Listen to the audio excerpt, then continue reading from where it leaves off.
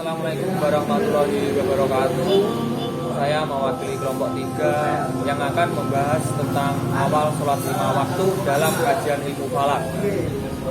Anggota kelompok kami yaitu yang pertama ada Muhammad Ridwan, yang kedua dengan saya sendiri Juan Agung, yang ketiga ada Putri Dewi, yang keempat ada Rini, yang kelima ada Elok, keenam Francisca, dan yang ketujuh Elia. Untuk pembahasan yang pertama, saya akan membahas tentang waktu sholat. Untuk pertama yaitu penentuan waktu sholat merupakan bagian dari ilmu falak yang perhitungannya ditetapkan berdasarkan garis edar matahari atau penelitian posisi matahari terhadap bumi. Yang kedua yaitu perintah untuk mengerjakan sholat 5 waktu diterima Rasulullah Shallallahu Alaihi Wasallam pada peristiwa Isra Mi'raj. Rasulullah mendapatkan wahyu secara langsung dari Allah Subhanahu wa Ta'ala. Yang ketiga dengan tanda-tanda waktu sholat yaitu tingginya matahari, ketinggian posisi matahari yang terlihat, posisi matahari mar'i, bukan posisi matahari hakiki, pada awal atau akhir sholat dari ufuk.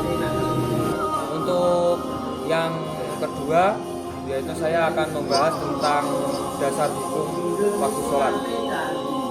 Yang pertama pada Al-Quran yaitu surat An-Nisa ayat 103. فَإِذَا قَضَيْتُمُ الصَّلَاةَ فَاذْكُرُوا اللَّهَ قِيَامًا وَقُعُودًا وَعَلَى جُنُوبِكُمْ فَإِذَا اطْمَأْنَنْتُمْ فَأَقِيمُوا الصَّلَاةَ إِنَّ الصَّلَاةَ كَانَتْ عَلَى الْمُؤْمِنِينَ كِتَابًا مَوْقُوتًا. Yang memiliki arti sesungguhnya sholat itu adalah fardu yang ditentukan waktunya atas orang-orang yang beriman. Yang kedua pada surat Toha ayat 130. فاصبر على ما يقولون وسبح بحمد ربك قبل طلوع الشمس وقبل غروبها ومن آناء الليل فسبح وأطراف النهار لعلك ترضى. Yang artinya dan tasbihlah dengan tujuan sebelum terbit matahari dan sebelum terbenamnya, dan bertasbihlah pula pada waktu-waktu di malam hari dan pada waktu-waktu di siang hari supaya kamu merasa senang. Dan yang ketiga yaitu pada surat Al-Isra ayat 78.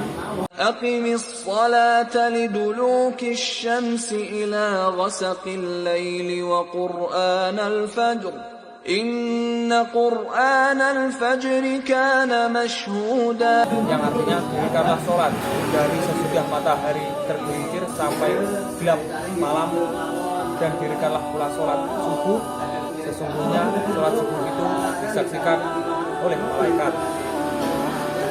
Untuk yang terakhir yaitu dari surat Hud ayat 114. وَأَقِمِ الصَّلَاةَ طَرَفَيِ النَّهَارِ وَزُلَفًا مِنَ اللَّيْلِ إِنَّ الْحَسَنَاتِ يُذْهِبْنَ السَّيِّئَاتِ ذَلِكَ ذِكْرَى لِلذَّاكِرِينَ. Dan dirikanlah sembahyang itu pada kedua siang, pagi dan petang, dan pada bagian permulaan daripada malam. Sesungguhnya perbuatan-perbuatan yang baik itu menghapuskan dosa. Perbuatan-perbuatan yang buruk itulah peringatan bagi orang-orang yang ingat.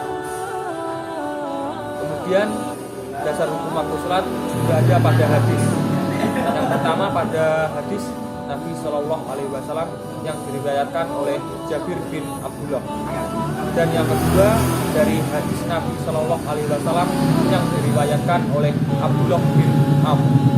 Untuk berikutnya akan membahas cara mengetahui data awal waktu sholat. Yang pertama yaitu lintang 4. Apa yang dimaksud lintang tepat yaitu jarak dari suatu tempat ke khatulistiwa diukur dengan melalui meridian langit lintang sebelah selatan yaitu ditandai dengan negatif, dan lintang sebelah utara ditandai dengan tanda positif. Yang kedua yaitu bujur tempat. Untuk memperoleh data bujur itu melalui tabel, peta, dan juga GPS. Yang ketiga yaitu data deklinasi. Data tersebut dapat dilihat dengan melihat di tabel deklinasi dengan menggunakan data tanggal yang akan dicari. Yang keempat yaitu dengan perantara waktu, yaitu selisih antara kulminasi matahari hakiki dengan waktu kulminasi matahari rata-rata, yaitu jam 12. Yang kelima yaitu kerendahan ufuk. Dari data ini dapat diketahui dengan terlebih dahulu mencari tinggi tempat. Dapat diperoleh antara lain dengan bantuan altimeter atau juga dengan GPS dan menggunakan satuan meter. Yang keenam yaitu dengan tinggi matahari, dan yang terakhir yang ketujuh yaitu sudut waktu matahari. Untuk pengertian berikutnya yaitu saya akan membahas awal waktu sholat. Waktu sholat zuhur dimulai ketika tergelincirnya matahari dari tengah langit ke arah barat, ditandai dengan terbentuknya bayangan suatu benda.